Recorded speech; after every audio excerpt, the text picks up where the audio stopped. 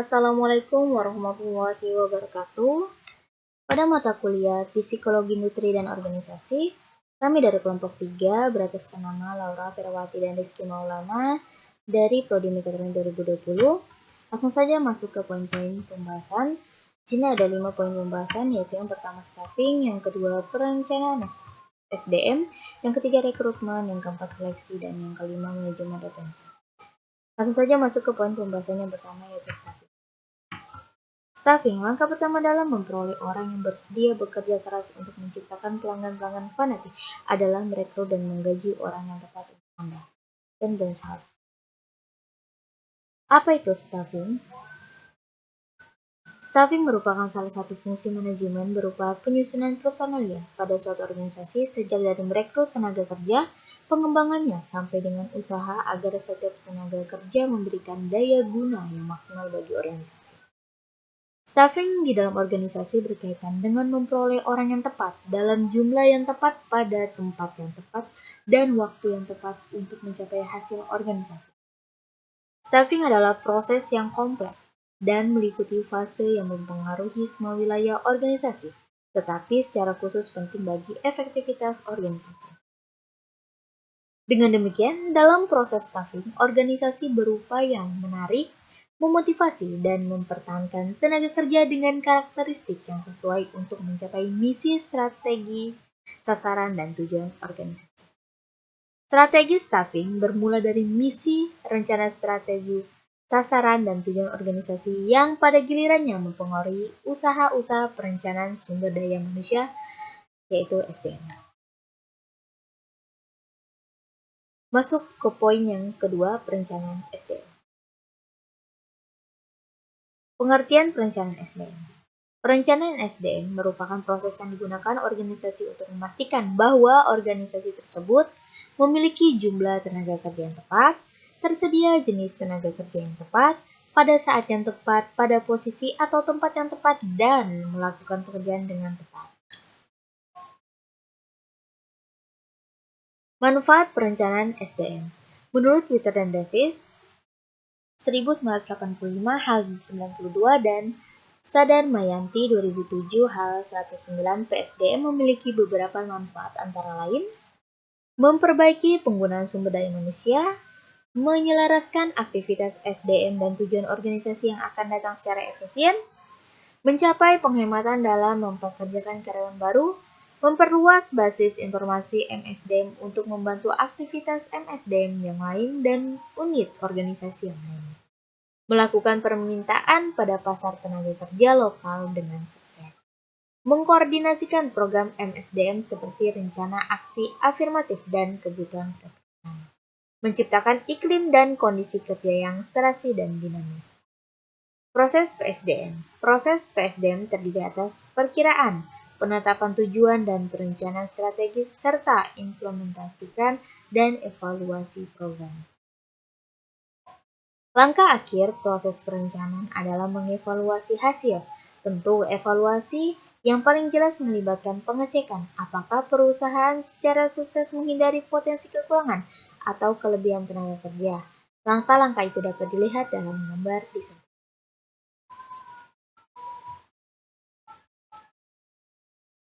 Masuk ke poin yang ketiga, yaitu rekrutmen.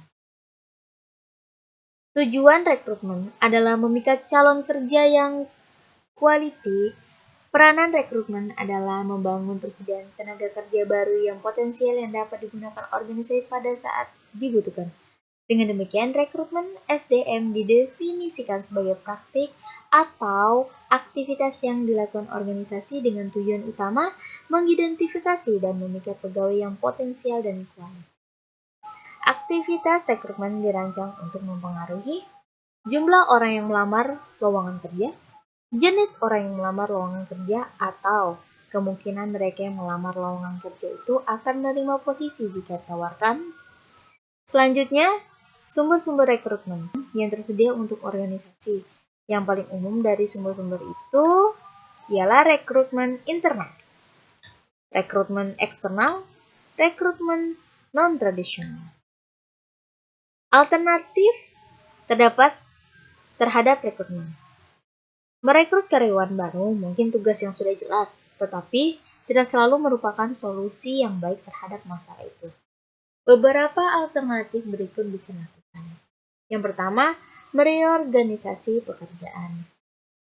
Memanfaatkan lembur, mekanisasi pekerjaan, mengenalkan jam kerja, membuat kerja paruh waktu, mensubkontrakan pekerjaan, menggunakan mahasiswa yang praktik kerja lapangan. Masuk ke poin yang keempat, yaitu seleksi. Seleksi merupakan proses di mana organisasi berusaha mengidentifikasi pelamar dengan pengetahuan, keterampilan, kemampuan, dan karakteristik lain yang diperlukan untuk membantu organisasi itu mencapai sasaran. Noe et al. 2006 h 725. Beberapa metode seleksi yang sudah lazim digunakan, yaitu wawancara, rekomendasi dan referensi, dan tes seleksi. Wawancara di sini yaitu sebuah dialog yang diprakarsai oleh seorang atau lebih untuk mengumpulkan informasi dan menilai kualifikasi pelamar untuk suatu pekerjaan.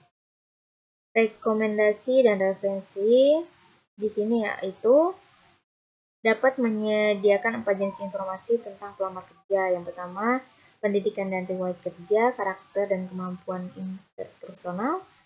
Yang ketiga, kemampuan melakukan pekerjaan. Dan yang keempat, kesediaan perusahaan sekarang atau terdahulu mempekerjakan kembali. Selanjutnya, yaitu poin kelima, manajemen retensi. Tingkat retensi di antara karyawan terkait dengan tingkat retensi di antara pelanggan dan investor. Sebenarnya penelitian menguatkan hubungan langsung antara tingkat retensi karyawan dengan pertumbuhan penjualan, kepuasan, dan retensi terkait dengan kinerja organisasi. Ada beberapa faktor yang mempengaruhi retensi pegawai, di antaranya kepuasan kerja,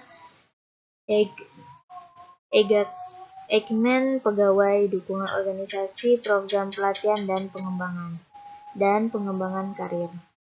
Yang pertama adalah kepuasan kerja, kedua adalah engagement pegawai, yang ketiga adalah dukungan organisasi terhadap pegawai, keempat adalah program pelatihan dan pengembangan, yang kelima adalah pengembangan karir.